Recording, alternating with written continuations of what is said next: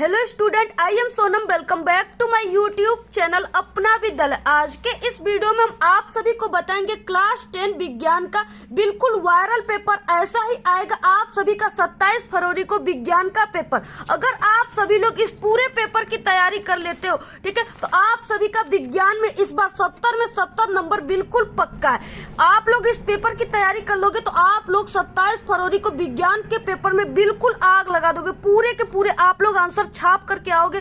जितने भी इस पेपर में क्वेश्चन है सभी बिल्कुल वायरल क्वेश्चन है, ठीक है। तो आप लोग इस पूरे पेपर की अगर तैयारी कर लेते हो तो 100% गारंटी आपका 70 में 70 पूरा नंबर आएगा। और यहाँ पे हम आप सभी को पूरे के पूरे उत्तर के साथ आप सभी को इस पेपर की पूरी आपको उत्तर बताएंगे, ठीक है। यहाँ तक कि आप सभी को बहुविकल्पी क्वेश्चन जो है ऑब्जेक्टिव क्वेश्चन उसको भी हम आप सभी को सॉल्व करके बताएंगे आप सभी को, ठीक है। पूरे के पूरे बहुत ही अच्छे तरीके से समझाएंगे और सभी प्रश्न और जितने भी इसमें सवाल टाइप के क्वेश्चन है सभी आंकिक प्रश्नों को हम आप सभी को सॉल्व करके बताएंगे, ठीक है। जितने भी क्वेश्चन दीर्घ उत्तरी क्वेश्चन है, लघु उत्तरी क्वेश्चन है, पूरे के पूरे यानी कि पूरा पेपर सॉल्व करके हम आप सभी को बताएंगे, ठीक है। तो आप सभी लोगों को कुछ नहीं करना, सबसे पहले आपको वीडियो को लाइक कर देना और चैनल पे नए तो आप लोग सब्सक्राइब जरूर कर दीजिए। क्योंकि जो पेपर आप लोग देख रहे हो ये देखिए बिल्कुल बोर्ड की तरह पेपर है, ठीक है। बिल्कुल बोर्ड का रियल पेपर है। इसी तरह से आप सभी का 27 फरवरी का जो पेपर विज्ञान का आएगा वो बिल्कुल इसी टाइप का पेपर रहेगा, ठीक है।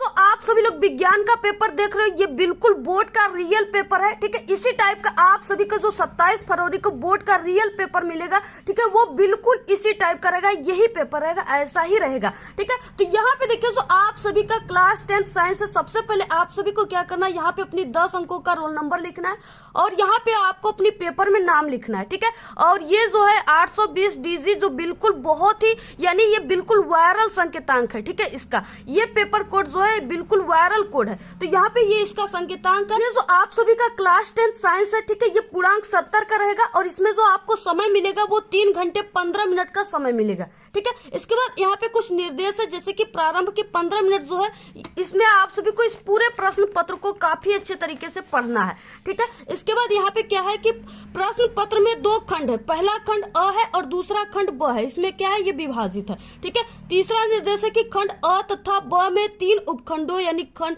उपखंड क ख ग में विभाजित। तीसरा निर्देश है कि प्रश्न पत्र के खंड अ में बहुविकल्पी प्रश्न है, ठीक है, यानी 20 बहुविकल्पी क्वेश्चन रहेंगे जिसमें से सही आप सभी को विकल्प चुन करके OMR आंसर शीट पे आपको नीले अथवा काले बाल पॉइंट पेन का यानी डॉट पेन का यूज करना है आप सभी को और गोले को भरना है, ठीक है। नेक्स्ट है यहाँ पे खंड अ में बहुविकल्पी प्रश्न हेतु यानी 20 बहुविकल्पी क्वेश्चन रहेंगे और प्रत्येक के लिए 1 अंक निर्धारित है यानी 20 नंबर का बहुविकल्पी क्वेश्चन आ रहा है। इसके बाद नेक्स्ट है यहाँ पे कि प्रश्न पत्र के खंड अ के प्रश्नों के लिए आप सभी को 1 घंटे का समय यानी ये जो 20 बहुविकल्पी क्वेश्चन यहाँ पे खंड अ में है इसमें सिर्फ आपको 1 घंटे का समय देना है। ज्यादा समय दोगे तो आपका क्वेश्चन छूट जाएगा, ठीक है। इसके बाद यहाँ पे खंड ब जो है इसके लिए आपको 2 घंटे का समय है, यानी जो खंड ब में जितने भी सवाल हैं, ठीक है, जितने भी इंपॉर्टेंट क्वेश्चन है, अति लघु है और दीर्घ उत्तरी क्वेश्चन है, सभी को हल करने के लिए आपको 2 घंटे का सिर्फ समय मिलेगा। 3 घंटे और 15 मिनट का आपका पेपर है। इसमें देखिए खंड ब में आपका वर्णनात्मक प्रश्न आएगा, ठीक है, और सभी जो क्वेश्चन है उसके सामने अंक निर्धारित दिए रहेंगे। अब ये जो लास्ट दिशा निर्देश है वो बहुत ही इंपॉर्टेंट है, ठीक है। यहाँ पे है कि खंड ब के प्रत्येक उपखंड के सभी प्रश्न आप सभी को एक साथ हल करना है, ठीक है। आप सभी को यानी कि अगर आप लोग खंड ब जो वर्णनात्मक प्रश्न है, अगर आप लोग खंड ब के सभी क्वेश्चन को कर रहे हो तो सबसे पहले आपको अपनी कॉपी में ऊपर खंड ब डालना है और इसके बाद आपको खंड ब के सभी क्वेश्चन खंड ब में ही करना है। ये नहीं कि खंड ब का क्वेश्चन आप लोग खंड ख में जाकर कर दिए, ठीक है, या क में कर दिए। सिर्फ आपको यही ध्यान देना है। इसके बाद देखिए प्रत्येक उपखंड नए पृष्ठ से प्रारंभ करना है, यानी अगर आप लोग खंड अ समाप्त कर दिए, ठीक है, खंड ब आ गया तो ये नहीं कि आपके कॉपी में यहाँ पे आधा पेज बचा है तो आप लोग इसी जगह से खंड ब लिखना शुरू कर दिए।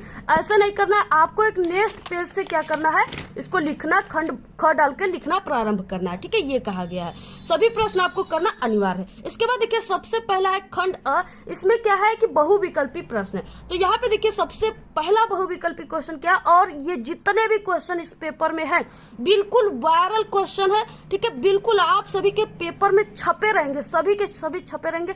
अगर इस पूरे पेपर की तैयारी करके आओगे तो आप लोग, ठीक है, जाकर 27 फरवरी को सिर्फ छापोगे।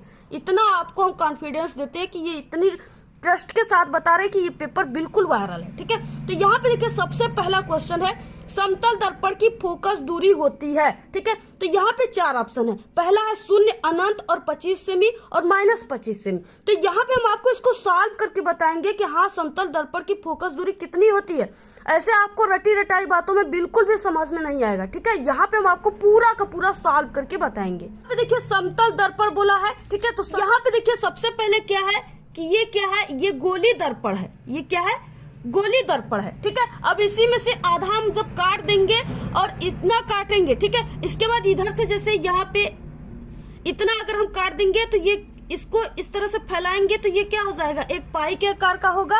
ठीक है, तो यहाँ पे देखिए जो समतल दर्पण होता है, समतल का मतलब ही होता है, जैसे लोग कहते हैं यहाँ की जमीन बहुत समतल है। समतल का मतलब बराबर रहेगा, बिल्कुल टेढ़ा वगैरह कुछ नहीं रहेगा। तो यहाँ पे देखिए इस तरीके से, अब इसमें हम ये तो अभी कोई दर्पण नहीं, जब इसमें हम कलई करेंगे तब ये दर्पण बनकर तैयार होगा। तो यहाँ पे देखिए हम इसको क्या कर देते हैं, इस पे पेंट लगा देते हैं, कलई कर देते हैं। ठीक है, तभी इससे क्या होगा, परावर्तन होगा। तो यहाँ पे जब इस पे हम कलई कर देते हैं तो ये बन जाता है हमारा समतल।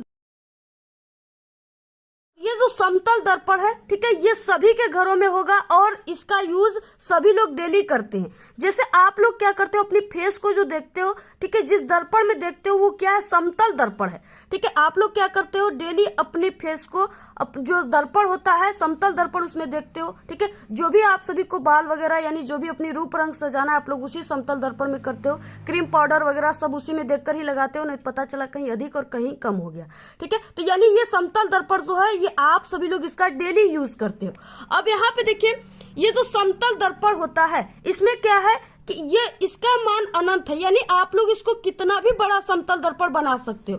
ठीक है, इसको यानी इसका कोई भी माप नहीं है, कितना भी बड़ा समतल दर्पण बन सकता है। तो ये जितना भी बड़ा होगा इसकी फोकस दूरी उतनी ही अनंत चलती जाएगी। ठीक है, क्योंकि देखिए ये इतना बड़ा है तो यहाँ पे समझ में नहीं आ रहा है कि यहाँ पे इसमें इसकी फोकस दूरी कहाँ पे भी हो सकती है, इधर भी हो सकती है, और इसको बड़ा करोगे आप लोग तो इधर भी हो सकती है। क्योंकि शीशा जो होता है आप लोग देखोगे दर्पण, समतल दर्पण काफी बड़ा बड़ा होता है। ठीक है, कहीं सैलून में जाओगे तो उससे भी बड़ा, आपके घर से भी बड़ा वहां पे दिखेगा। तो यानी कि काफी बड़ा बड़ा ये समतल दर्पण होता है, तो इसकी फोकस दूरी भी क्या होगी, अनंत होगी। तो यहाँ पे जो भी प्रतिबिंब बनता है, ठीक है, इससे जो भी प्रतिबिंब बनता है ये क्या होता है, ये दर्पण के अंदर ही बन जाता है। ठीक है, जैसे आप लोग अपना जो फेस देखते हो तो वो दर्पण के अंदर ही तो प्रतिबिंब उसका बनता है, आप लोग देखते ही होगे। जैसे ही आप लोग देखते हो शीशे को, दर्पण को, उसमें आप ही का छवि दिखने लगता है, यानी उसकी प्रतिबिंब उसी के अंदर ही बनती है। यानी कि इसको हम जितना ही बढ़ाएंगे इसकी फोकस दूरी उतना ही क्या होती जाएगी, अनंत होती जाएगी। अब देखिए जब फोकस दूरी अनंत हो रही है तो इसकी जो वक्रता त्रिज्या है, ठीक है, यानी यहाँ पे जैसे सी है तो ये वक्रता त्रिज्या भी क्या होती जाएगी, अनंत होती जाएगी। ठीक है, अनंत होती जाएगी। अब यहाँ पे देखिए इसकी वक्रता त्रिज्या, यानी हम इस समतल दर्पण को जितना बड़ा करेंगे उसकी वक्रता त्रिज्या उतनी ही बड़ी होगी और उसकी फोकस दूरी उतना ही बड़ा होगा। तो यहाँ पे आप लोग जानते हो कि एफ बराबर क्या होता है, r/2। ठीक है, यानी कि ये जो फोकस दूरी होती है ये त्रिज्या की आधी होती है। तो यहाँ पे जितना इसकी फोकस दूरी बढ़ेगी, यानी इसकी फोकस दूरी अगर अनंत है तो इसकी त्रिज्या भी अनंत होगी। ठीक है, तो यहाँ पे क्या निकल कर आया, सूत्र से क्या निकल कर आया कि यहाँ पे जो समतल दर्पण है, ठीक है, इसकी जब फोकस दूरी अनंत है तो इसकी वक्रता त्रिज्या अनंत होगी। ये अर्थात यहाँ पे वक्रता त्रिज्या अनंत है इसलिए इसकी फोकस दूरी भी अनंत होगी। इस तरह से आप लोग कर सकते हैं। पर में क्या हो जाएगा कि समतल दर्पण की जो फोकस दूरी होगी वो क्या आएगी, यानी कि इसकी फोकस जो वक्रता त्रिज्या है वो अनंत है तो इसकी फोकस दूरी भी अनंत होगी। ठीक है, फोकस दूरी अनंत है तो वक्रता त्रिज्या भी अनंत होगी। इस सूत्र से हमने आप सभी को जो बताया इसी सूत्र से ये क्या होगा, डिफाइन होगा। देखिए नेक्स्ट दूसरा क्वेश्चन, आंखों में प्रवेश करने वाली प्रकाश की मात्रा को नियंत्रित कौन करता है। ठीक है, यानी कौन नियंत्रित करता है। यहाँ पे पहला है परितारिका, ठीक है, जिसे आइरिस भी कहते हैं, यानी इसका एक नाम आइरिस है।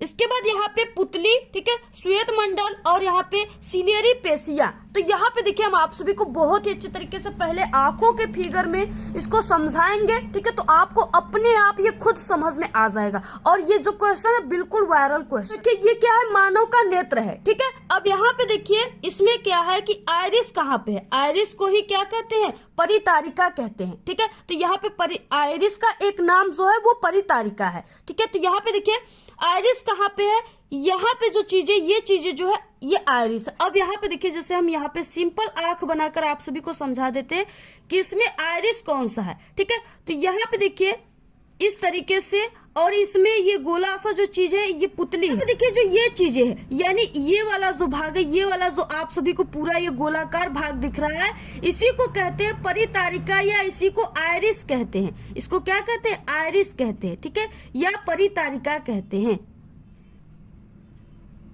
इसी का नाम है परितारिका और इसी का नाम है आयरिस। अब यहाँ पे देखिए आयरिस का सबसे पहले हम आपको बता दें कि काम क्या होता है मानव नेत्र में, ठीक है। तो मानव नेत्र में क्या होता है कि एक वृत्ताकार संरचना। अब देखिए ये क्या है, आयरिस जो ये वृत्ताकार आप सभी को दिख रहा है, वृत्ताकार का मतलब गोला, ठीक है। वृत्ताकार संरचना है जिसका काम होता है आंखों के तारे, यानी ये बीच वाला जो चीज है ये हमने आप सभी को बताया, इसको पुतली कहते हैं, यानी इसको आंखों का तारा या पुतली कहा जाता है ये चीजों को, ठीक है। यहाँ पे आप लोग देख सकते हो कि ये क्या है, पुतली है।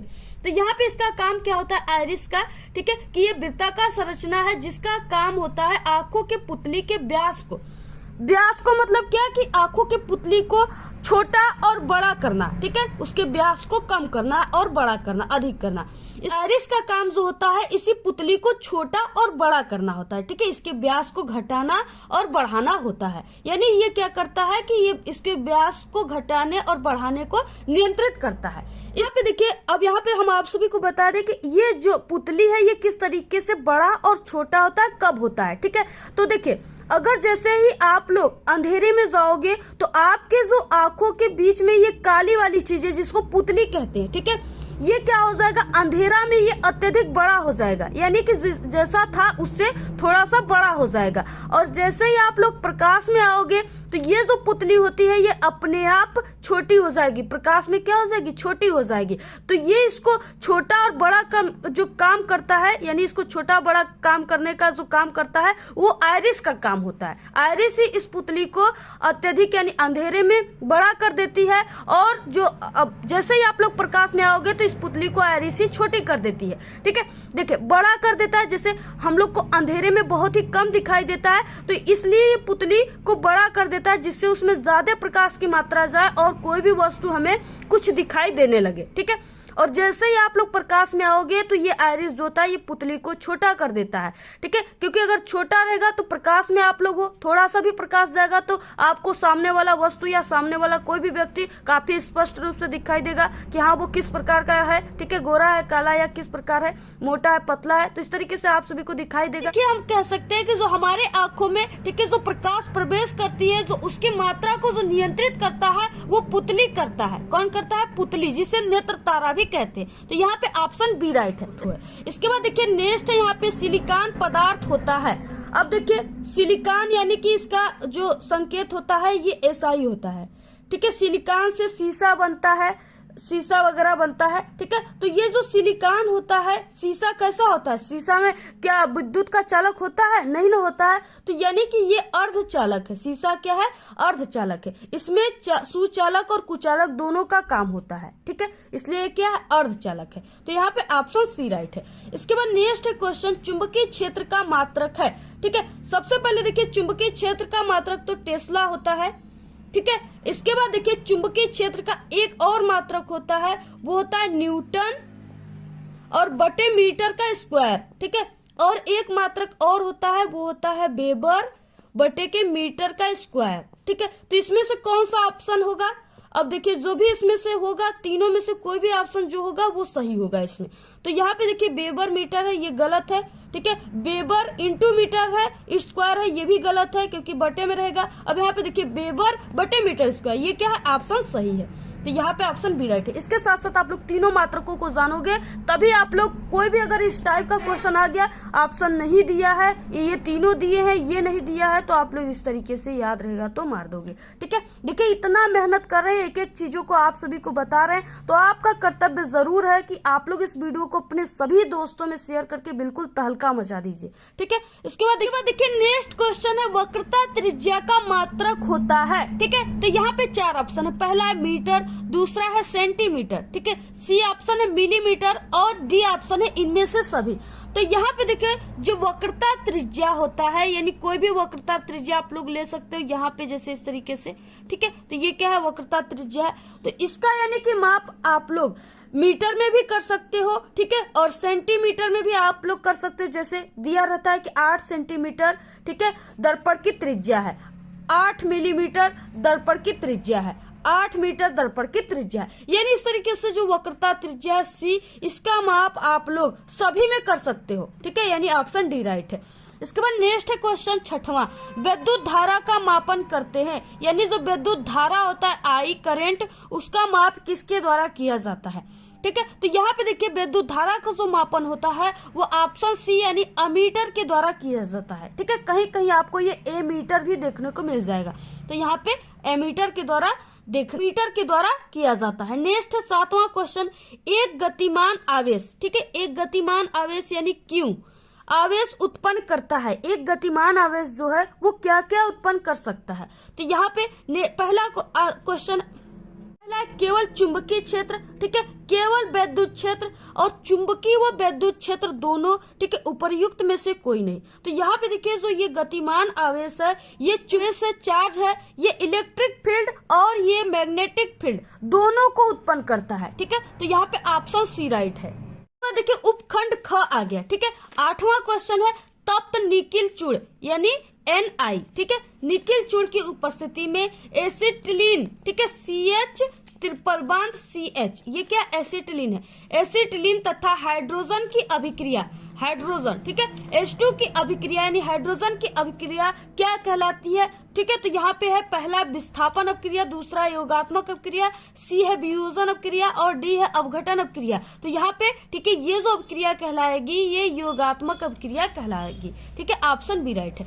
नेक्स्ट है, अब ये क्वेश्चन देखिए बहुत ही इंपॉर्टेंट क्वेश्चन है, किसी भी पेपर को उठाकर आप लोग बोर्ड के देख लो, ये क्वेश्चन नहीं आया रहेगा तो आप लोग कहना ये जरूर क्वेश्चन आएगा, ठीक है। पूरे जितने भी इस पेपर में क्वेश्चन है सब रिपीटेड और वायरल क्वेश्चन है, ठीक है। शुद्ध जल का पीएच मान है 0 है, 1 होता है, 7 होता है या 14 होता है। तो शुद्ध जल का जो पीएच मान होता है वो यहाँ पे 7 होता है, ऑप्शन सी राइट है, ठीक है। इसके बाद देखिए नेक्स्ट क्वेश्चन है यहाँ पे 10वां कि C2H5HSO4, ठीक है, इसका यानी कि इसके बाद देखिए 10वां क्वेश्चन है C2H5, ठीक है, HSO4, इसका नाम क्या है, एथिल हाइड्रोजन सल्फेट, ठीक है, इसका क्या नाम है, एथिल हाइड्रोजन सल्फेट को 160 डिग्री सेल्सियस से 170 डिग्री सेल्सियस ताप पर गर्म करने पर क्या बनता है, ठीक है। तो यहाँ पे देखिए सबसे पहले हम आप सभी को इसकी रिएक्शन करके बताएंगे। तो यहाँ पे क्या बनेगा वो ऑप्शन सही होगा। यहाँ पे देखिए रिएक्शन हो जाएगा, ठीक है, रिएक्शन क्या हो जाएगा, यहाँ पे C2H5HSO4, ठीक है, एथिल हाइड्रोजन सल्फेट को यहाँ पे हम लिखते हैं सबसे पहले। तो यहाँ पे हो जाएगा C2, ठीक है, H5 यानी जो यहाँ पे दिया है उसी को लिख रहे हैं, SO4, ठीक है। अब यहाँ पे एथिल हाइड्रोजन सल्फेट को जब हम गर्म करते हैं, इसको क्या करते हैं, गर्म करने की सिंबल जो होती है ये होती है, ठीक है, इससे ये गर्म करने की सिंबल है। इसको हम कितने ताप पर गर्म करते हैं, 160 से 170 डिग्री सेल्सियस ताप पे, ठीक है। तो यहाँ पे 160 से 170 डिग्री सेल्सियस जब ताप पे हम गर्म करते हैं तो ये क्या बनता है। अब यहाँ पे देखिए, ठीक है, यहाँ पे C2 और H4 यानी यहाँ पे क्या है, यहाँ पे आप लोग H4H लिख सकते हो, ठीक है, क्योंकि यहाँ पे क्या है 5 हाइड्रोजन है। अभी देखिए यहाँ पे क्या हो जाएगा, ये जो एक हाइड्रोजन है ये इसके साथ कंबाइंड हो जाएगा, इसके साथ जुड़ जाएगा, ठीक है। तो यानी यहाँ पे एक H जब जुड़ जाएगा तो ये क्या हो जाएगा, H2 हो जाएगा और यहाँ पे SO4 लगा है, SO4, ठीक है। तो यहाँ पे क्या हो गया, यहाँ से हमने एक हाइड्रोजन इसको दिया है तो यहाँ पे सिर्फ 4 हाइड्रोजन ही बचे। तो यहाँ पे 4 हाइड्रोजन को आप लोग C2H4 लिख सकते हो और यहाँ पे एक हाइड्रोजन इसका इसमें जुड़ गया है तो यहाँ पे एक हाइड्रोजन है, एक हाइड्रोजन इसका ले लिया, यहाँ पे 2 हाइड्रोजन हो गया, H2SO4, ठीक है। तो ये जो चीजें बना है ये एथिलीन है, ये क्या है, एथिलीन है, ठीक है। तो इस तरीके से आप लोग इसको यहाँ पे एथिलीन लिखिए और इसकी एथीन जो है इसका IUPAC नाम है, ठीक है। और ये जो चीजें प्राप्त हुआ है ये तेजाब का सूत्र है, यानी इसको सल्फ्यूरिक अम्ल भी कहते हैं, H2SO4 को, ठीक है। तो इस तरीके से आप सभी को क्या प्राप्त हो गया, यहाँ पे C2H4, ठीक है। तो इसमें से कौन सा ऑप्शन राइट है, यहाँ पे देखिए C2, ठीक है, H4, ऑप्शन सी राइट है। नेक्स्ट है यहाँ पे निम्नलिखित में से कौन प्रबल क्षार है। अब देखिए यहाँ पे क्षार का बात पूछ दिया, ठीक है, तो यहाँ पे देखिए पहला यहाँ पे है CaOH का होल ट्वाइस, KOH, दूसरा है MgOH का होल ट्वाइस, ठीक है, और D है NH4OH। यहाँ पे देखिए जो प्रबल क्षार होता है, ठीक है, वो पोटेशियम हाइड्रोक्साइड है, KOH, ठीक है, ये पोटेशियम हाइड्रोक्साइड जो है ये प्रबल क्षार है। नेक्स्ट सल्फर डाइऑक्साइड का जलीय विलयन होता है, ठीक है, पहला ऑप्शन है अम्लीय, ठीक है, दूसरा है क्षारीय और तीसरा है उदासीन, ठीक है, ऑप्शन डी है उभयधर्मी। तो यहाँ पे देखिए जो यहाँ पे सल्फर डाइऑक्साइड यानी SO2 होता है, ठीक है, इसका यानी कि जो जलीय विलयन होता है ये अम्लीय होता है। कितना क्या होता है? अम्लीय, ठीक है, ऑप्शन ए राइट। नेक्स्ट है निम्न में से कौन सा यौगिक अम्लीय प्रकृति का है, ठीक है, तो यहाँ पे देखिए यहाँ पे जो अम्लीय प्रकृति का यौगिक है वो यहाँ पे देखिए COOH लगा हुआ है, ठीक है, यानी ये खुद अम्लीय लगा हुआ है, अम्लीय क्रियात्मक समूह लगा हुआ है, ठीक है, कार्बोक्सिलिक अम्ल है, तो यहाँ पे CH3COOH ये क्या है? अम्लीय प्रकृति का यौगिक है। नेक्स्ट है यहाँ पे उपखंड ग, इसमें है 14 क्वेश्चन। पौधे द्वारा श्वसन क्रिया में निम्नलिखित में से कौन सी गैस निकलती है? पहला है ऑक्सीजन, दूसरा है नाइट्रोजन, ठीक है, और उसके बाद सी है कार्बन डाइऑक्साइड जिससे को यहाँ पे CO2 लिखते हैं, ठीक है, और है डी है कार्बन मोनोऑक्साइड। तो ये तो सिगरेट में निकलता है, ठीक है, सिगरेट आप लोग जानते होंगे, तो यहाँ पे ये चीजें तो बिल्कुल भी नहीं हो सकती। तो यहाँ पे देखिए जो पौधे द्वारा श्वसन क्रिया में, ठीक है, कौन सी गैस निकलती है? तो वो ऑक्सीजन निकलती है, ठीक है, ऑक्सीजन निकलती है जो कि हम सभी लोग लेते हैं। तो यहाँ पे ऑप्शन ए राइट है। इसके बाद नेक्स्ट है 15 क्वेश्चन, बौनेपन का क्या कारण है, ठीक है, तो यहाँ पे देखिए यहाँ पे ऑप्शन सी राइट है, यानी वृद्धि हार्मोन्स के स्राव की कमी। जो वृद्धि होती है जिससे लोग लंबे होते हैं वो वाली हार्मोन्स जो है उसकी कमी हो जाती है जिसके कारण लोग बौने हो जाते हैं। इसके बाद नेक्स्ट है 16, किसी आहार श्रृंखला में 16 क्वेश्चन है, किसी आहार श्रृंखला में गैर जैव निम्नीकरणीय, ठीक है, पीड़कनाशिकों का प्रत्येक उच्चतर पोषी स्तर पर बढ़ती हुई मात्रा में एकत्रित होते जाना क्या कहलाता है? तो वो क्या कहलाता है? जैव आवर्धन कहलाता है, ऑप्शन सी राइट। प्राकृतिक रूप में ठोस ईंधन कौन सा है? तो प्राकृतिक रूप में ठोस ईंधन कौन सा है, ठीक है, तो यहाँ पे कोक है, कोयला है, CNG है या LPG है। तो यहाँ पे ये LPG तो बिल्कुल भी नहीं हो सकता, न ही CNG हो सकता है और न ही कोक हो सकता है, ठीक है, क्योंकि ये सब क्या होते हैं? द्रवित मात्रा में होते हैं। सबसे ठोस जो है वो कोयला है, ठीक है। नेक्स्ट है यहाँ पे 18 क्वेश्चन, मनुष्य में विक एक तंत्र का भाग है जो संबंधित है, यानी वो किससे संबंधित है, ठीक है, तो यहाँ पे देखिए पोषण से है, उत्सर्जन से है, या शोषण से है, या परिवहन से है। तो विक कहाँ पे होता है? ये इसका सहायक यानी ये तंत्र किसमें संबंधित होता है? उत्सर्जन अंग में, ठीक है। इसके बाद देखिए नेक्स्ट क्वेश्चन जो है ये वेरी मोस्ट इम्पोर्टेंट है, मानव में भ्रूण को पोषण मिलता है, ठीक है, यानी जो पेट में, ठीक है, जो बच्चे पलते हैं उनको भ्रूण यानी उनको कहाँ से खाना मिलता है, उनको किस प्रकार पोषण मिलता है जिससे वो बड़े होते हैं, ठीक है, कौन देता है इनको पोषण? तो यहाँ पे पहला अंडाशय से, ठीक है, प्लेसेंटा से, विक से, या फेलोपियन ट्यूब से, ठीक है। तो यहाँ पे देखिए जो प्लेसेंटा है इसका कार्य क्या होता है कि ये मानव में यानी कि ये भ्रूण को क्या करता है? पोषण देता है। प्लेसेंटा ही क्या करता है? छोटे से पहले जीव को क्या करता है? बच्चे को बड़ा कर देता है, पोषण देता है, ठीक है, यानी पूरा पोषण प्लेसेंटा ही देता है, ऑप्शन बी राइट है। नेक्स्ट है 20वां क्वेश्चन, मेंडल के अनुसार मटर के पौधे बोने का जीन प्रारूप होता है, यानी इसका जीन प्रारूप क्या होता है? तो यहाँ पे देखिए बोने बोला है तो इसका जो जीन प्रारूप होगा वो स्मॉल टीटी होगा, ठीक है, यानी यहाँ पे ऑप्शन सी राइट है। यहाँ पे देखिए इसमें पहला क्वेश्चन है विद्युत चुंबकीय प्रेरण से क्या अभिप्राय है, ठीक है, प्रेरित विद्युत वाहक बल की परिभाषा दीजिए। ये 4 नंबर का क्वेश्चन आ गया, 2 नंबर आप सभी को इस पहले क्वेश्चन पे मिलेगा और 2 नंबर इस पे मिलेगा, ठीक है। तो इसका आंसर क्या है? इसका आंसर हो जाएगा जब किसी बंद परिपथ से, ठीक है, यानी इस तरीके से जब किसी बंद परिपथ से इस तरीके से क्या हो रहा है? धारा प्रवाहित हो रहा है, ठीक है। जब किसी बंद परिपथ से गुजरने वाला चुंबकीय फ्लक्स, ठीक है, गुजरने वाला चुंबकीय फ्लक्स में परिवर्तन होता है तो परिपथ में एक विद्युत वाहक बल क्या होता है, उत्पन्न हो जाता है तथा परिपथ में धारा जो है वो बहने लगती है, को प्रेरित धारा भी कहते हैं। ठीक है, इसमें क्या होती है, एक धारा बहने लगती है, परिपथ में उत्पन्न विद्युत वाहक बल को प्रेरित विद्युत वाहक बल कहते हैं, क्योंकि इसमें प्रेरित धारा बह रही है तो इसमें जो बल उत्पन्न होगा वो प्रेरित विद्युत वाहक बल उत्पन्न होता है। ठीक है, यदि परिपथ बंद नहीं होता है तो विद्युत वाहक बल उत्पन्न होता है, लेकिन परिपथ में धारा नहीं बहती है। ठीक है, सिर्फ विद्युत वाहक बल ही उत्पन्न होता है। इस पूरी घटना को विद्युत चुंबकीय प्रेरण कहते हैं। ठीक है, इस तरीके से आप सभी को पूरा आंसर इस तरीके से लिखना है। नेक्स्ट क्वेश्चन है, दूरदृष्टि दोष के मूल कारण क्या है। ठीक है, उनका निवारण यानी दूरदृष्टि का निवारण कैसे किया जा सकता है, ये भी 4 नंबर का क्वेश्चन है। आपको सबसे पहले क्वेश्चन को अच्छी तरीके से पढ़ना है, कितना क्वेश्चन इसमें पूछ रखा है। ठीक है, 2 क्वेश्चन पूछ रखे, तभी पूरे आंसर लिखोगे तभी 4 नंबर मिलेंगे। और ये जो दूरदृष्टि, निकट दृष्टि, ठीक है, ये जो है टॉपिक क्वेश्चन, इससे रिलेटेड जो जितने भी क्वेश्चन है सभी बिल्कुल वायरल और वेरी मोस्ट इम्पोर्टेंट है। ये जरूर आएगा, आप लोग जा करके बिल्कुल छाप दीजिएगा। ठीक है, तो यहाँ पे देखिए सबसे पहले दूरदृष्टि दोष होने के मूल कारण क्या है और इसका निवारण किस तरह से किया जाता है। तो यहाँ पे देखिए उत्तर में हो जाएगा दूरदृष्टि दोष के मूल कारण, आपको हेडिंग डालना है। दूरदृष्टि दोष में क्या है कि दूर स्थित वस्तु जो है वो स्पष्ट रूप से प्रतिबिंब तो रेटिना पर बनता है, परंतु निकट स्थित वस्तु स्पष्ट नहीं दिखाई देता है, इसे दूरदृष्टि दोष कहते हैं। यानी दूरदृष्टि दोष में क्या होगा कि दूर की वस्तुएं, यानी ठीक देखिए इसके नाम के ठीक विपरीत है। ठीक है, दूरदृष्टि दोष में दूर की वस्तुएं दिखाई देगी स्पष्ट रूप से।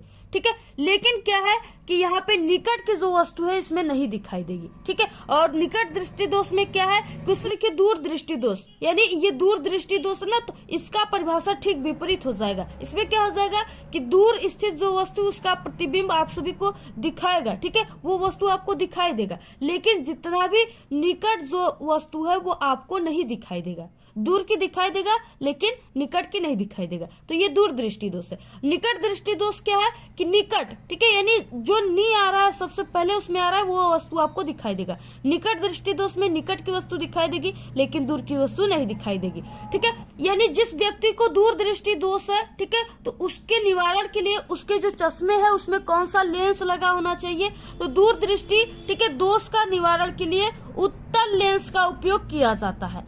ठीक है, अगर यानी जो भी बुजुर्ग हैं या दादाजी हैं, अगर उनको, ठीक है, यानी कि दूर की वस्तुएं जो है वो स्पष्ट दिखाई दे रही है लेकिन निकट की नहीं दिखाई दे रही है, वो न्यूज़पेपर नहीं पढ़ पा रहे हैं, तो उनके चश्मे में जो लेंस का यूज होगा वो उत्तल लेंस होगा। इससे तीसरा क्वेश्चन जो कि न्यूमेरिकल है, आंकिक प्रश्न है। ठीक है, और इसमें अथवा नहीं है, आपको इस क्वेश्चन को सॉल्व ही करना है।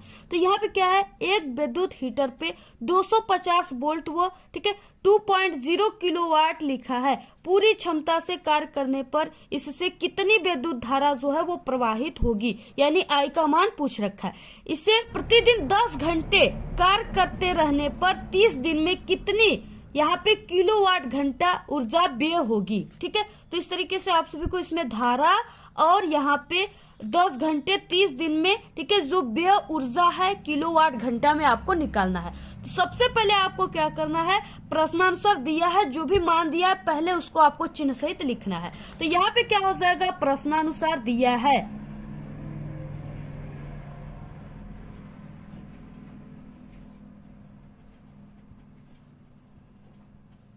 अब यहाँ पे जो भी मान दिया उसको आपको सबसे पहले लिखना है। यहाँ पे देखिए 250 जो है ये वोल्ट है। ठीक है, यानी ये V का मान है, V बराबर यहाँ पे 250 वोल्ट। इसके बाद यहाँ पे देखिए यहाँ पे 2.0 किलोवाट। ठीक है, तो यहाँ पे किलोवाट देखिए, आप लोग जो यूनिट इसका दिया है ना, इससे आप लोग पहचानिए कि किसका मान दिया हुआ है। तो यहाँ पे वाट है तो ये P का मान दिया हुआ है, पावर का, शक्ति का। ठीक है, तो यहाँ पे P बराबर यहाँ पे 2.0, ठीक है, 2.0 किलोवाट। अब यहाँ पे 2.0 किलोवाट को अगर हम सिर्फ वाट में चेंज करेंगे तो यहाँ पे इसमें क्या कर देंगे, हम 2 में 1000 की गुणा कर देंगे। ठीक है, तो यहाँ पे क्या हो जाएगा 2000, यहाँ पे 2000 वाट हो जाएगा। ठीक है, इसको हम यहाँ पे चेंज करके लिखें तो यहाँ पे इतना हो गया। इसके बाद देखिए इसमें क्या दिया है, और यहाँ पे इसमें 10 घंटे, ठीक है, और यहाँ पे 30 दिन दिए हुए, 10 घंटे और यानी कि समय, समय टी, ठीक है, समय टी यानी 10 घंटे, और इसके बाद यहाँ पे दिन जो है वो 30 दिन है। दिन कितने हैं? 30 दिन है, ठीक है। इस तरीके से दिन भी दिया है, यहाँ पे हम लिख देते सब कुछ पहले। अब यहाँ पे देखिए, यहाँ पे क्या पूछ रखा है? धारा का मान पूछ रखा है। तो यहाँ पे यानी कि इस वाट और वोल्ट धारा से रिलेटेड यहाँ पे कौन सी फार्मूला लगेगी? तो यहाँ पे वो फार्मूला जो है वो है कि P इक्वल, ठीक है, P इक्वल क्या होता है? V इंटू आई। ये इसमें फॉर्मूला पे देखिए हमारा P का मान दिया हुआ है और V का मान दिया हुआ है। हमको कहा है यहाँ पे कि इसमें जो धारा बहेगी, यानी देखिए, यानी ये दोनों का मान दिया हुआ है, P का और यहाँ पे वोल्ट का मान दिया हुआ है। और यहाँ पे पूछा क्या है? यहाँ पे, ठीक है, यानी एक हीटर है, उसमें इतना वोल्ट है और इतना वाट है, और इसमें जो धारा है हीटर में प्रवाहित धारा को पूछ रखा है। तो यहाँ पे आपको लिखना है विद्युत हीटर में प्रवाहित धारा, ठीक है।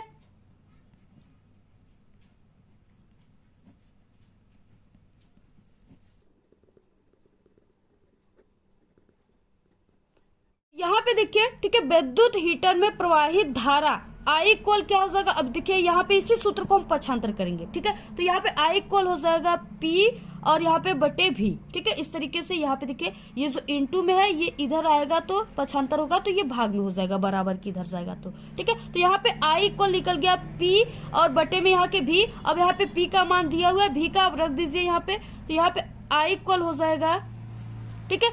यहाँ पे P का मान कितना दिया है?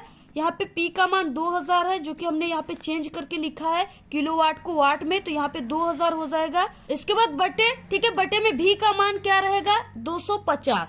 तो यहाँ पे आपको 250 को लिख देना है। अब देखिए यहाँ पे एक 0 से 0 कट गया और 25 अट्ठे क्या होता है? 200 होता है, 25 अट्ठे 200। तो यहाँ पे यानी कि I का मान कितना निकल गया? यहाँ पे I इक्वल क्या हो जाएगा? 8 एम्पियर, ठीक है, क्योंकि जो धारा का मात्रक होता है वो एम्पियर होता है। यहाँ पे देखिए क्या है कि 10 घंटे कार्य करते रहने पर 30 दिन में कितनी किलोवाट घंटा ऊर्जा व्यय होगी, यानी अब यहाँ पे व्यय ऊर्जा निकालना है। तो यहाँ पे क्या हो जाएगा? व्यय ऊर्जा बराबर, ठीक है, इसके बराबर होता है वाट इंटू घंटे इंटू दिन और बटे यहाँ पे 1000। ये सवाल जो है ये 100% आपके पेपर में जरूर आएगा। जब हम पढ़ते थे तब भी ये क्वेश्चन आया था, ठीक है। पूरा का पूरा हमको नंबर मिला था 5 नंबर। तो यहाँ पे देखिए इस तरीके से वाट यानी व्यय ऊर्जा इक्वल वाट गुणे घंटे गुणे दिन बटे के यहाँ पे 1000। अब जो वाट दिया हुआ है, घंटे दिए हुए, दिन भी दिए हुए हैं, तो यहाँ पे क्या हो जाएगा? व्यय ऊर्जा बराबर वाट कितना है? यहाँ पे वाट दिया है, ठीक है, वाट यहाँ पे 2000 है, तो यहाँ पे आपको 2000। इसके बाद यहाँ पे घंटा, घंटा कितना दिया हुआ है? यहाँ पे 10 घंटा, तो यहाँ पे आपको 10 घंटे लिखना है। इसके बाद दिन कितना है? यहाँ पे दिन के जगह पर 30 दिन दिया था क्वेश्चन में, ठीक है, तो यहाँ पे आपको 30 लिखना है। इसके बाद बटे 1000, तो आपको इस 1000 को इसी जगह 1000 चाचा को उतार देना है, ठीक है। अब देखिए ये यहाँ पे 3 लड्डू से 3 लड्डू, ठीक है, किसके मुंह में चला गया? कोई भी खा सकता है। तो यहाँ पे 3 लड्डू, यहाँ पे 3 लड्डू ये समाप्त हो गए, ठीक है, सब अपने में बांट लिए, खत्म हो गया। इसके बाद यहाँ पे कितने लड्डू बचे हैं? एक यहाँ पे, एक यहाँ पे, 2, ठीक है। अब यहाँ पे देखिए 3 का इसमें गुणा हो जाएगा, 3 दूना के 6। हमारे पास क्या क्या बचे हैं? यहाँ पे 3 बचा है, 2, 1 और यहाँ पे 2 लड्डू बचे हैं, ठीक है। तो यहाँ पे 3 का इसमें हो जाएगा, ये 6 हो जाएगा। अब 6 का 1 में करेंगे, 6 कम 6 हो जाएगा। तो यहाँ पे 6 और 2 यहाँ पे जो 0 बचे हैं वो 6 में क्या हो जाएंगे? जुड़ जाएंगे। तो यहाँ पे 6 और इसमें जब 2 0 हम जोड़ देंगे तो ये 600 हो जाएगा। तो यहाँ पे व्यय ऊर्जा कितना निकल गया? व्यय ऊर्जा जो है वो 600, ठीक है, 600 और किस में निकालना था? किलोवाट घंटा में। तो यहाँ पे किलोवाट घंटा, ठीक है। तो यहाँ पे ये क्या हो गया? इसका आंसर हो गया, ठीक है। आप लोग इसका स्क्रीनशॉट ले सकते हैं। ये क्वेश्चन जरूर आएगा, 100% आएगा। जितना भी बता रहे सभी बिल्कुल वायरल है। देखिए कितना मेहनत कर रहे हैं, छाले पड़ गए हाथों में, ठीक है। इतना मेहनत हम आप सभी लोगों के लिए कर रहे हैं और इतना अच्छे तरीके से हम आप सभी को समझा कर बता रहे हैं। तो प्लीज आप लोग जितने लोग इस वीडियो को देखेंगे, प्लीज आप लोग सभी लोग व्हाट्सएप ग्रुप पे अपने सभी दोस्तों को जरूर शेयर कीजिएगा, ठीक है। और कमेंट भी कर दीजिएगा कि हाँ समझ में आ रहा है या नहीं आ रहा है। देखिए नेक्स्ट है चौथा, ये वेरी मोस्ट इम्पोर्टेंट है। आप लोग कोई भी पेपर में देखोगे ये 1000 बार आया हुआ है, बहुत ही मोस्ट इम्पोर्टेंट है। विद्युत मोटर का कार्यकारी सिद्धांत क्या है, इसका आपको नामांकित चित्र भी बनाना है, ठीक है। और इसकी सहायता से और आपको कार्य विधि भी इसका लिखना है। ये 6 नंबर का क्वेश्चन आ गया। 3 क्वेश्चन इसमें है, तीनों में से आप सभी को करोगे तभी आपको 2-2 प्लस 2-2 प्लस 6 नंबर मिलेंगे, ठीक है। तो इसका आंसर बहुत ही अच्छे तरीके से हम आप सभी को बताएंगे, पूरा इसका डायग्राम यानी नामांकित चित्र बना करके, ठीक है। तो हम आप सभी को पूरा डायग्राम, ठीक है, फिगर को बना करके बताएंगे। इस तरह से भी इसको हम समझाएंगे आपको। सबसे पहले यहाँ पे देखिए विद्युत मोटर वाला, ठीक है। तो यहाँ पे सबसे पहले आपको विद्युत मोटर किसे कहते हैं ये जानना होगा। विद्युत मोटर एक ऐसा यंत्र है जो विद्युत ऊर्जा को यांत्रिक ऊर्जा में परिवर्तन करता है या बदलता है, उसी को विद्युत मोटर कहते हैं। अब इसके सिद्धांत पूछ रखा था क्वेश्चन में, सिद्धांत क्या हो जाएगा, यानी ये किस सिद्धांत पे कार्य करता है विद्युत मोटर जो है, ठीक है। तो विद्युत मोटर का सिद्धांत जो है इस तथ्य पर आधारित है कि जब किसी कुंडली को चुंबकीय क्षेत्र यानी बी चुंबकीय क्षेत्र में रखकर उसमें विद्युत धारा आई को क्या करते प्रवाहित की जाती है, तो कुंडली पर एक बल युग्म F कार्य करने लगता है जो कुंडली को उसके अक्ष पर घुमाने का प्रयास करता है। यानी ये क्या है, इस तरह से, ठीक है, ये एक कुंडली है। अब यहाँ पे क्या है, इस पे विद्युत बल कार्य कर रहा है जो इसको इसी अक्ष में यानी इस तरह से एक ही अक्ष में, इसको इधर उधर नहीं, बिल्कुल एक ही अक्ष में इस तरह से घुमाने का कार्य कर रहा है, ठीक है। ये क्या है, बलयुग्म कार्य कर रहा है, ठीक है। कार्य करने लगता है जो कुंडली को उसके अक्ष पे घुमाने का प्रयास करता है, ठीक है। यदि कुंडली अपने अक्ष पर घूमने के लिए स्वतंत्र है, बिल्कुल स्वतंत्र है, फ्री है, तो वो घूमने लगती है, ठीक है। तो इस तरह से ये इसका सिद्धांत है, यानी इसी सिद्धांत पर ये कार्य करता है विद्युत मोटर। अब इसके बाद देखिए कि इसकी संरचना किस तरह से बनेगा, इसमें कौन कौन से पार्ट लगेंगे, ठीक है, जिससे ये यांत्रिक ऊर्जा उत्पन्न करेगी। तो यहाँ पे विद्युत मोटर के 4 मुख्य भाग है। सबसे पहला पॉइंट है क्षेत्रक चुंबक।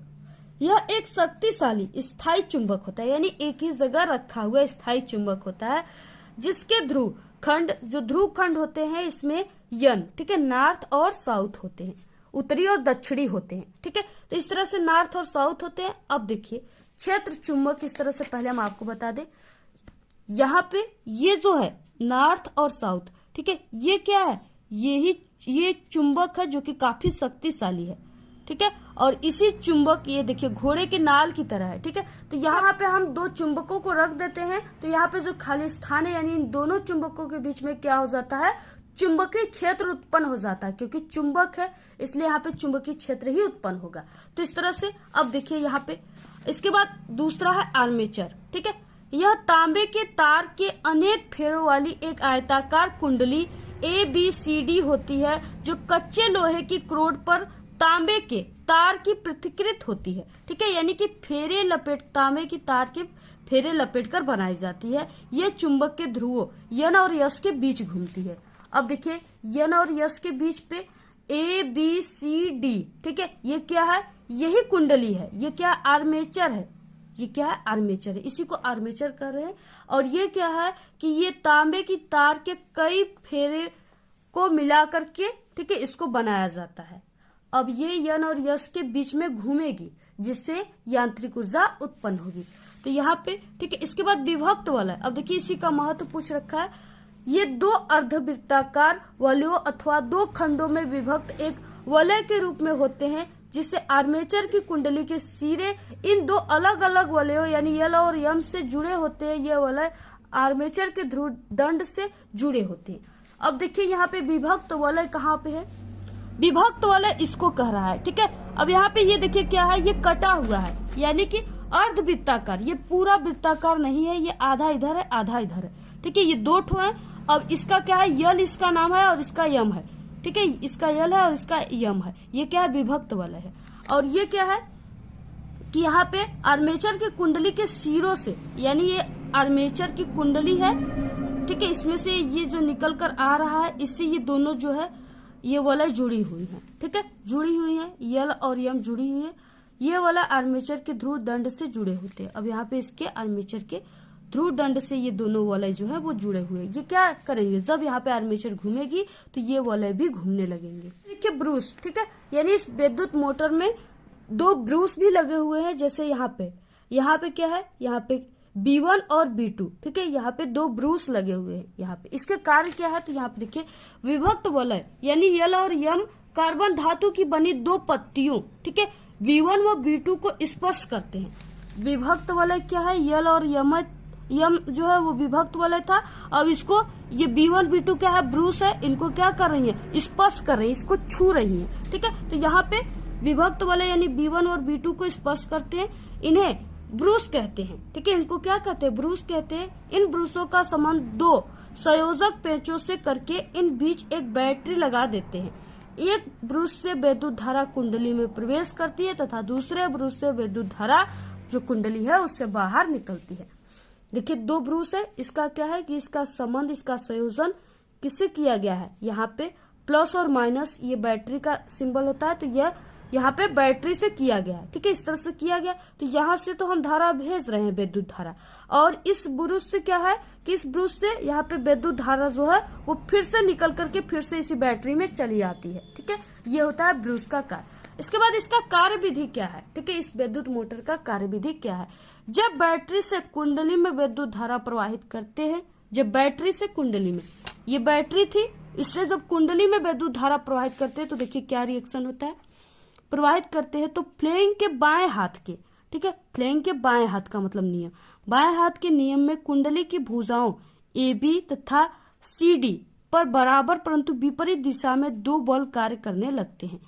अब यहाँ पे देखिए इसमें क्या है, यहाँ पे बराबर इस कुंडली ABCD जो है इस पे क्या है कि इस पे 2 बल कार्य करने लगते हैं, लेकिन बराबर और इसके विपरीत दिशा में, यानी इसको इधर का घुमा रही है, ठीक है, यहाँ पे विपरीत दिशा में 2 बल कार्य करने लगती है। ये दोनों बल एक बल युग्म बनाते हैं जिसके कारण कुंडली वामावर्त, ठीक है, वामावर्त में यानी कि वामावर्त यानी यन की तरफ, ठीक है, दिशा में घूमने लगती है। कुंडली के साथ इसके सिरों पर लगने वाला जो विभक्त वलय भी घूमने लगता है, ठीक है। कुंडली, जब ये कुंडली ABC घूमती है इधर से, ठीक है, जब इस पे विद्युत वाहक बल लगता है तो ये घूमने लगती है, तो इससे जुड़े जितने भी पार्ट है सभी घूमने लगेंगे। तो यहाँ पे ये विभक्त बल है, इसी कुंडली से जुड़ा हुआ है, तो ये भी अपने अक्ष पे घूमने लगता है, ठीक है। इस विभक्त वलय की मदद से, ठीक है, धारा की दिशा इस प्रकार रखी जाती है कि कुंडली पर बल युग्म लगातार एक ही दिशा में कार्य करे, ठीक है, यानी एक ही दिशा में इधर का ही कार्य करे, इस तरह से इस पे धारा की दिशा को रखा जाता है। अर्थात कुंडली एक ही दिशा में घूमती है, सिर्फ कुंडली एक ही दिशा में यानी इसी वामावर्त में ही घूमती रहती है, ठीक है।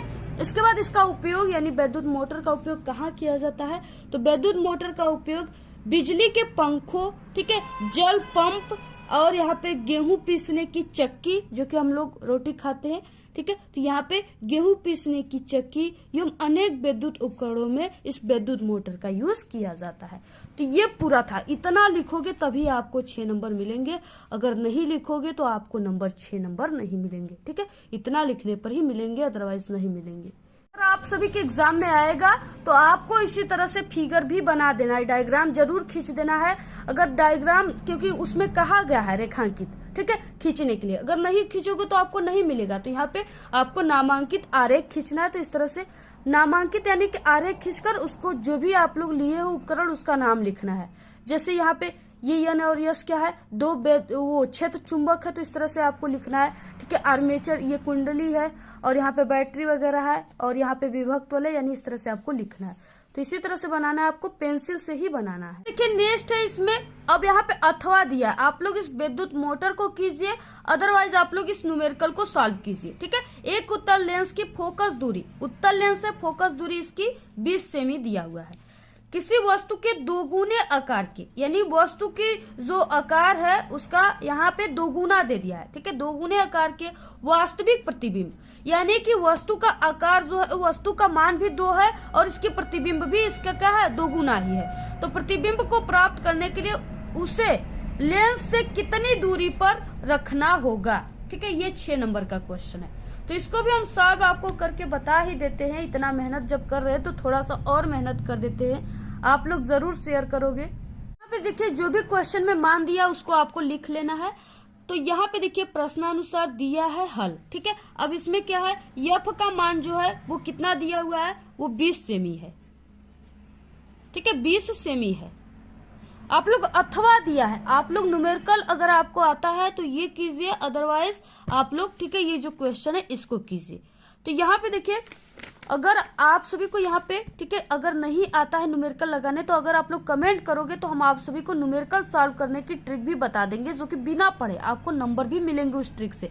लेकिन सिर्फ आप लोग हमारे ही ट्रिक का यूज कीजिए, हमारे चैनल का ही ट्रिक का। और जो हम आप सभी को पेपर बता रहे वो 100% वायरल है। और जितने भी आप लोग पेपर देखोगे ठीक है, हमारे पेपर के अलावा सब फालतू पेपर है, उसमें से एक भी क्वेश्चन आपके पेपर में नहीं आएंगे। सब जो भी चैनल वाले हैं सब इसी तरह फालतू पेपर बना दे रहे, एक भी क्वेश्चन उससे नहीं आएंगे। और जो मेरे हैं ठीक है, इससे आप सभी का ठीक है 100% नहीं तो यहाँ पे 80% से 90% क्वेश्चन इस पेपर से मिलेंगे, जो हम आपको इस वीडियो में बता रहे हैं। अब यहाँ पे देखिए क्या है, यहाँ पे किसी वस्तु के दोगुनी आकार के वास्तविक प्रतिबिंब, यानी कि यहाँ पे HI ठीक है, एच का मतलब यहाँ पे हम वास्तविक प्रतिबिंब के लिए ले रहे हैं, आकार के लिए। और यहाँ पे आई का मतलब इमेज। ठीक है, यानी ये इमेज मतलब प्रतिबिंब होते हैं। ठीक है, तो यहाँ पे HI इक्वल क्या हो जाएगा, माइनस, क्योंकि यहाँ पे दोगुना बोला है और ये वास्तविक बोला है, तो वास्तविक के लिए ऋणात्मक लिया जाता है। ठीक है, तो यहाँ पे इसलिए हमने यहाँ पे ऋणात्मक लिया है, माइनस का चिन्ह। तो यहाँ पे माइनस दोगुना बोला है, तो यहाँ पे 2 ठीक है, दोगुना। और यहाँ पे वस्तु के लिए यहाँ पे हम HO लेंगे। ओ का मतलब क्या हो जाएगा, यहाँ पे ऑब्जेक्ट। ठीक है, ऑब्जेक्ट यानी इंग्लिश में वस्तु को ऑब्जेक्ट कहते हैं। तो यहाँ पे ठीक है HI इक्वल हो जाएगा -2HO। ठीक है, ये हो जाएगा। इसके बाद यहाँ पे देखिए पूछ रखा है कितनी दूरी पर क्या बनेगा, प्रतिबिंब, यानी वास्तविक प्रतिबिंब को प्राप्त करने के लिए उसे लेंस से कितनी दूरी पर रखना होगा। तो यहाँ पे यानी कि ठीक है, यानी यहाँ पे U बराबर क्वेश्चन मार्क, U का मान नहीं दिया है। अब देखिए यहाँ पे सूत्र यानी हो जाएगा लेंस के सूत्र से क्या हो जाएगा, प्रतिबिंब का रेखीय आवर्धन। ठीक है, लेंस के सूत्र से जो प्रतिबिंब है उसकी रेखीय आवर्धन,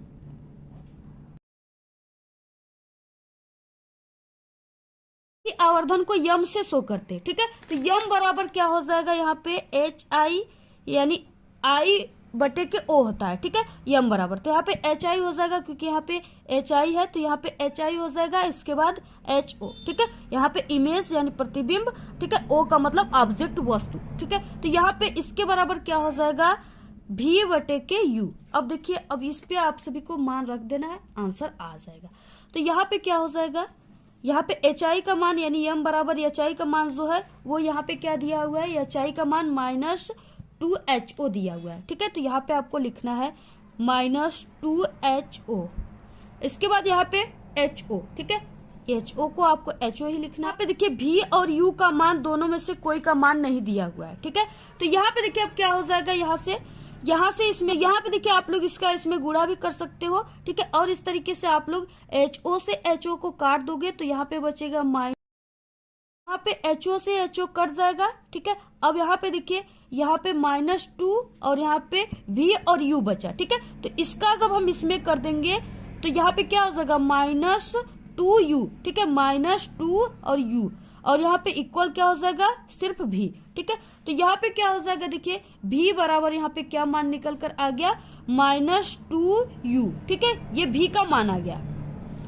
अब देखिए इसको सूत्र पे रखेंगे लेंस के, तो लेंस के सूत्र पे रखेंगे। ठीक है, तो यहाँ पे हो जाएगा 1/F बराबर 1/V। ठीक है, -1/के U होता है, ये लेंस का सूत्र होता है। तो देखिए ये सूत्र है लेंस का। ठीक है, अब इस सूत्र को आप लोग इस तरह से भी लिख सकते हो, 1/V - 1/के U बराबर 1/F। ठीक है, ये इस तरीके से आप लोग इस सूत्र को रख सकते हो। अब देखिए इस सूत्र में आपको मान रख देना है, यानी कि यहाँ पे V का मान दिया हुआ है -2U, और यहाँ पे ठीक है, यहाँ पे फोकस दूरी 20 सेमी दिया हुआ है। तो यहाँ पे अब आपको रख देना है इस तरीके से, 1/के -2U, -U का मान नहीं दिया हुआ, निकालना है, और 1/के यानी F का मान 20 दिया हुआ है, 20 सेमी। ठीक है, तो इस तरीके से आप सभी को रख देना है। इसके बाद देखिए यहाँ पे क्या हो जाएगा, यहाँ पे हम माइनस दोनों में इस तरीके से हम इसको कॉमन कर लेते हैं, तो यहाँ पे देखिए क्या हो जाएगा, और यहाँ पे 2u, ठीक है, दोनों में u है तो यहाँ पे हम 2u को क्या कर लेते हैं, इस तरीके से कॉमन कर लेते हैं। तो यहाँ पे क्या हो जाएगा, यानी कि इसमें क्या हो जाएगा, 2u जो है वो 2u से कितने बार में कटेगा, एक बार में, तो 1 हो जाएगा। प्लस यहाँ पे u जो है ये कितने बार में 2u को काटेगा, 2 बार में, तो यहाँ पे 1 + 2 हो गया, ठीक है। और यहाँ पे बराबर 1/20 जो है वो इसी तरह से लिखा जाएगा। अब यहाँ पे देखिए क्या हो जाएगा, यहाँ पे दोनों जुड़ जाएंगे, 3 यहाँ पे 2u, ठीक है, और यहाँ पे ये इस तरीके से कोष्टक में, और माइनस का चिन्ह इसी जगह रहेगा ही, और यहाँ पे बराबर 1/20 हो जाएगा, ठीक है। यहाँ पे क्या हो जाएगा, ये दोनों में इस तरीके से गुणा हो जाएगा तिर्यक का, ठीक है। तो यहाँ पे 20 का जब यहाँ पे 3 में होगा, -3 में, तो यहाँ पे देखिए सबसे पहले हम लिख देते हैं यहाँ पे -3 इंटू इसमें होगा इसका 20 हो जाएगा, इक्वल यहाँ पे इसका 2u का 1 में होगा तो यहाँ पे 2u हो जाएगा, ठीक है। तो यहाँ पे इसमें हो जाएगा तो ये हो जाएगा -60 इक्वल 2u, ठीक है। अब देखिए यहाँ से क्या हो जाएगा, यहाँ पे क्या हो जाएगा, देखिए u बराबर, ठीक है, यानी ये जो 2 है इसके बटे में आ जाएगा, तो यहाँ पे u बराबर जो है वो हो जाएगा -60/2, ये इससे कट जाएगा, ठीक है। तो u बराबर कितना निकल कर आ जाएगा, यहाँ पे 30 बार में कटेगा, ठीक है। तो यहाँ पे -30 सेमी, ये इसका क्या है, आंसर है। इसी तरीके से आप सभी को पूरा सॉल्व करना है, जैसे यहाँ पे हम आप सभी को सॉल्व करके बताए हैं। यहाँ पे उपखंड ख, ठीक है, उपखंड ख यानी 5वां क्वेश्चन है, सजातीय श्रेणी से आप क्या समझते हैं, सजातीय श्रेणी की प्रमुख विशेषताओं का उल्लेख कीजिए। यानी आप सभी को सजातीय श्रेणी किसे कहते हैं पहले ये लिखना है, इसके बाद इसकी प्रमुख विशेषता, यानी कम से कम आपको 2 से 3 विशेषता लिखना है, ठीक है, 4 नंबर का है। तो यहाँ पे देखिए क्या हो जाएगा इसका आंसर, पहले सजातीय श्रेणी किसे कहते हैं, इसके बाद इसकी विशेषता बताएंगे। तो यहाँ पे देखिए समान क्रियात्मक समूह। अब क्रियात्मक समूह क्या होते हैं, जैसे यहाँ पे CH4OH, ठीक है, तो ये लास्ट में जो OH लगा है इसी को क्रियात्मक समूह कहते हैं, ठीक है। तो यहाँ पे समान क्रियात्मक समूह वाले कार्बनिक यौगिकों को उनके अणु भार के बढ़ते या घटते हुए क्रम में रखा जाता है तो एक श्रेणी बनती है जिसे सजातीय श्रेणी कहा जाता है, ठीक है। जैसे यहाँ पे देखिए समान, यहाँ पे यौगिक यानी समान क्रियात्मक समूह, यहाँ पे देखिए CH4OH है, इसके बाद C2H5OH हो गया, तो इसमें क्या है, OH इसमें भी है क्रियात्मक समूह और इसमें भी OH क्रियात्मक समूह, दोनों का समान क्रियात्मक समूह है, ठीक है। अब इसी को क्या करते हैं कि यहाँ पे इसके अणु भार के घटते और बढ़ते क्रम में रखा जाता है, तो एक जो भी चीजों रखेगा तो एक श्रेणी प्राप्त हो जाती है, उसी श्रेणी को सजातीय श्रेणी कहा जाता है। सजातीय श्रेणी का विशेषता क्या है, किसी भी सजातीय श्रेणी के सभी यौगिक को एक ही सामान्य सूत्र द्वारा प्रदर्शित किया जा सकता है। अब देखिए यहाँ पे जैसे पैराफिन का सामान्य सूत्र जो होता है वो CnH2n+2 होता है, ठीक है, और यानी यहाँ पे N जो है ये कार्बन परमाणुओं की संख्या को शो कर रहा है। देखिए जैसे हम आप सभी को इस सूत्र के माध्यम से समझाते हैं, जैसे पैराफिन का सामान्य सूत्र जो है वो इस तरह से यहाँ पे CnH2n+2 दिया हुआ है, इस तरीके से, ठीक है, यहाँ पे दिया हुआ है। अब देखिए यहाँ पे जो N है इस फार्मूले में, सूत्र में जो N है वो कार्बन परमाणुओं की संख्या को प्रदर्शित कर रहा है, ठीक है। तो जैसे यहाँ पे हम कार्बन परमाणु की संख्या को 2 मान लिए हैं, ठीक है, यानी C2 मान लिए हैं, तब यहाँ पे देखिए एक नई सूत्र कैसे बनेगी।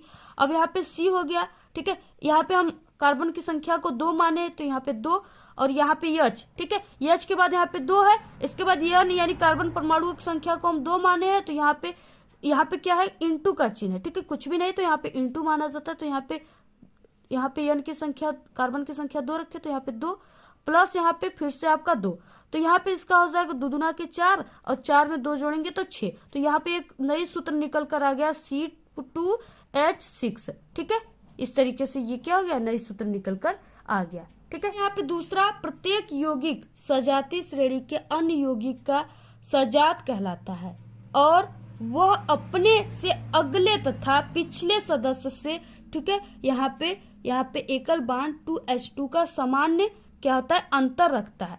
अब यहाँ पे देखिए जैसे यहाँ पे CH4 है, ठीक है, और यहाँ पे क्या है, इसके नेक्स्ट इसमें आगे क्या हो गया, C2H6 हो गया। अब देखिए यहाँ पे जैसे यहाँ पे इसमें क्या है कि यहाँ पे CH2 का अंतर रखता है, ठीक है, तो यहाँ पे CH4 हो गया। अब CH4 में जब हम यहाँ पे CH2 को जोड़ेंगे तो ये कितना आएगा, यहाँ पे कार्बन की संख्या 2 है तो यहाँ पे C2 हो जाएगा, और यहाँ पे 4, यहाँ पे 2 है, 6 हो जाएगा, तो यहाँ पे 6 हो जाएगा। तो यहाँ पे C2H6, ठीक है। तो यहाँ पे क्या हो गया, देखिए यहाँ पे CH4 है, इसमें इसके आगे वाले में क्या है, C2H6 है, यानी इसमें CH2 का प्रत्येक में अंतर है। इसमें देखिए C2H6 में जब आप लोग फिर से यहाँ पे CH2 जोड़ोगे तो फिर से ये कितना निकल जाएगा, आगे वाला CH3H8 निकल जाएगा। इस तरह से आप लोग समझ सकते हो, ठीक है। नेक्स्ट है यहाँ पे तीसरा, सजातीय श्रेणी के सभी यौगिकों को कुछ समान विधियों द्वारा बनाया जा सकता है। चौथा यहाँ पे, चूंकि सजातीय श्रेणी के सभी यौगिक में क्रियात्मक मूलक जो है वो समान होता है, इसलिए इनके जो रासायनिक गुण भी होते हैं वो भी बिल्कुल समान ही होते हैं। तो आपको सिर्फ 2 से 3 ही लिखना है, इस तरीके से आप लोग समझ। देखिए यहाँ पे नेक्स्ट है छठवां, हाइड्रोजन आयन सांद्रण से क्या तात्पर्य, उदासीन विलयन में हाइड्रोजन आयन सांद्रण का मान कितना होता है। ये 4 नंबर का है, ठीक है। अब देखिए यहाँ पे जो नेक्स्ट क्वेश्चन है इसको हमने आप सभी को बताया है। आप लोग हमारे चैनल के, इसी चैनल के प्लेलिस्ट में आप लोग जाइए, साइंस का हमने बनाया है, उसी पर क्लिक करके इस वीडियो को आप लोग देख लीजिएगा। नेक्स्ट है 7वां, निम्न में से संक्षिप्त टिप्पणी लिखिए, ठीक है। ये भी 6 नंबर का है। प्रतिस्थापन अभिक्रिया सजातीय श्रेणी के ऊपर बताया है, दहन अभिक्रिया, इन दोनों को हमने अभी बताया है प्लेलिस्ट में, ठीक है। अभी हाल ही में आप लोग जाकर वहां से देख लीजिए। ये अथवा दिया हुआ है, ठीक है। आप लोग इस क्वेश्चन को कीजिए, प्रतिस्थापन सजातीय और दहन वाले को, या आप लोग इसको कीजिए, ठीक है। यहाँ पे देखिए 6 दिया रहेगा समीकरण, इसका सिर्फ आपको समीकरण लिखना है और ये 6 नंबर का है। ये हम आप सभी को बहुत ही अच्छे तरीके से समझाएंगे, लेकिन इस वीडियो में हम आपको नहीं बताएंगे। ये वीडियो काफी लंबी हो रही है, ठीक है। और आप लोग अगर लंबी हो जाएगी तो आप लोग, ठीक है, ज्यादा ऊब जाओगे इस वीडियो को, इसलिए इस क्वेश्चन को हम आपको नेक्स्ट जो वीडियो आएगी उसमें सॉल्व करके बताएंगे। तो इसमें क्या है, बहुत ही इंपॉर्टेंट है, ये क्वेश्चन आपके एग्जाम में जरूर आएगा। एथेनॉल को क्षारीय पोटेशियम परमैंगनेट के साथ गर्म करते हैं तो क्या प्राप्त होता है, ठीक है। एथेनॉल का सूत्र C2H5OH होता है और इसको पोटेशियम परमैंगनेट, ठीक है, यानी KMnO4, ठीक है, इसके साथ गर्म करने पर क्या बनता है। इसके बाद एथेनॉल को सल्फ्यूरिक अम्ल के अधिक में 160 से 170 डिग्री सेल्सियस पर गर्म करते हैं तो क्या बनता है। नेक्स्ट है एसिटिलीन अम्ल को सोडियम कार्बोनेट के साथ अभिक्रिया करते हैं तो क्या बनता है। एथिल एसीटेट सोडियम हाइड्रोक्साइड के साथ अभिक्रिया करता है तो क्या बनता है। एथिल अल्कोहल सोडियम धातु के साथ अभिक्रिया करता है तो क्या बनता है। अल्कोहल को अम्लीय पोटेशियम डाइक्रोमेट के साथ अभिक्रिया कराते हैं तो क्या बनता है, ठीक है। तो इस तरीके से ये 6 है, 6 को आपको इसके सिर्फ समीकरण लिखना है। उपखंड ग आ गया, इसमें 8वां क्वेश्चन है वातरंध्र क्या है, ठीक है, ये कहाँ पाए जाते हैं, इनकी उपयोगिता क्या होती है। ये 4 नंबर का, यानी ये आप सभी के साइंस के पार्ट बायोलॉजी से क्वेश्चन है। 9वां क्वेश्चन पुनरुद्भवन तथा मुकुलन में विभेद कीजिए, ये भी 4 नंबर का क्वेश्चन है।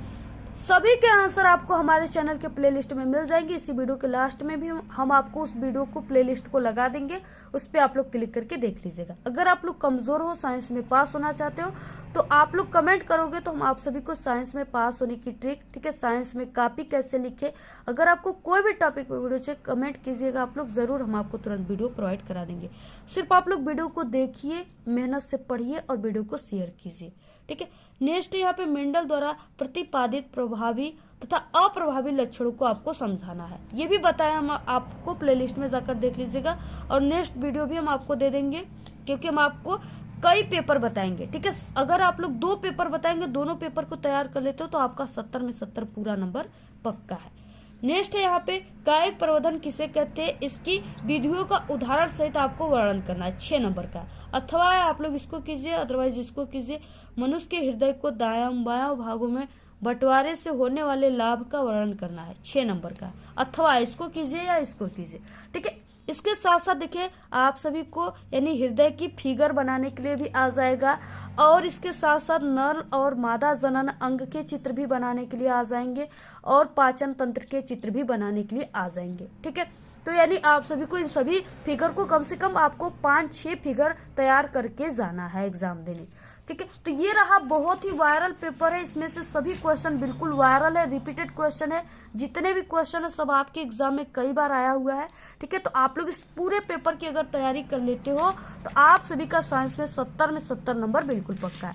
देखिए ये सेम बिल्कुल पेपर आप सभी के एग्जाम में नहीं आएगा। हाँ, इसमें से कुछ क्वेश्चन यानी अगर 70 यानी इसमें से कम 100% क्वेश्चन है, तो इसमें से कम आप सभी 60 से 70% क्वेश्चन आप सभी के बोर्ड एग्जाम में इस पेपर से आएंगे सिर्फ, ठीक है। ठीक है, इतना गारंटी है। और सेम पेपर ये नहीं आएगा, ये नहीं कि आप लोग इस सेम पेपर को ही तैयार करके बस एग्जाम देने चले गए। ठीक है, आपको ये नहीं करना है, आपको पूरे 70 में 70 लाना है। तो आपको इस पेपर को तैयार करना है, एक पेपर इसके बाद हम देंगे उसको तैयार करना है, और साथ ही साथ जितने भी हमारे चैनल पे साइंस के प्लेलिस्ट में वीडियो है इंपॉर्टेंट, उन सभी क्वेश्चन को तैयार करना है, तब आपका 70 में 70 आएगा। ठीक है, आप लोग देखिए वीडियो को लास्ट तक देखा करिए, तब हम आप सभी को सब कुछ क्लियर कर देंगे कि ये पेपर में से कितना क्वेश्चन आएंगे। तो आप लोग इस वीडियो को अपने सभी दोस्तों में शेयर कीजिए, जितने भी क्वेश्चन बताए आज रात ही आप लोग सब कुछ इसका बिल्कुल तैयार कर लीजिए। ठीक है, और आपको सिर्फ जाकर एग्जाम में 27 फरवरी को सिर्फ छापना है, तैयार कर लिए तो छाप लोगे। तो आप लोग को जिस टॉपिक पे वीडियो चाहिए जरूर कमेंट करके बताइए, वीडियो को ज्यादा से ज्यादा शेयर कीजिए। इस पेपर की पीडीएफ चाहिए तो आप लोग ठीक है हमारे टेलीग्राम चैनल को जरूर ज्वाइन कर लीजिए, उसका लिंक आपको इस वीडियो के डिस्क्रिप्शन में मिल जाएंगे। क्योंकि देखिए हम आप सभी को कई वीडियो प्रोवाइड कराएंगे, कुछ का नोटिफिकेशन आपके पास जाएंगे, कुछ का नहीं जाएंगे, इसलिए आप लोग टेलीग्राम चैनल को ज्वाइन कर लोगे तो वहां पे ठीक है आप सभी को हम वीडियो सेंड कर देते हैं, वहां से आप लोग देख सकते हो। आपको कोई भी ट्रिक चाहिए, ठीक है, किसी भी सब्जेक्ट में ट्रिक चाहिए, आप लोग अपना विद्यालय, और जैसे साइंस में पास होने की ट्रिक, तो आपको अपना विद्यालय साइंस में पास होने की ट्रिक यूट्यूब पे सर्च कर लेना है, वहां पे हमारी वीडियो आ जाएंगी। कोई भी टॉपिक चाहिए इसी तरीके से आपको चैनल का नाम और उस टॉपिक का नाम लिख करके सर्च करना है, यूट्यूब पे आ जाएंगे, वहां से हमारी आप लोग वीडियो देख सकते हो। तो आपको ये वीडियो कैसा लगा? अगर वीडियो पसंद आए तो एक बड़ा सा लाइक कर दे, चैनल पे नए तो सब्सक्राइब जरूर करें। आप लोग इस वीडियो को ज्यादा से ज्यादा अपने सभी दोस्तों में शेयर कीजिए। हमारे चैनल पे बोर्ड एग्जाम से रिलेटेड कई इंपॉर्टेंट ट्रिक और टिप्स की वीडियो अपलोड है, आप लोग अगर विजिट नहीं किए तो एक बार आप लोग हमारे चैनल पे विजिट जरूर करें। तो आज के इस वीडियो में सिर्फ इतना ही, आप लोग कमेंट करना बिल्कुल ना भूले। Thanks, all the very best, bye bye.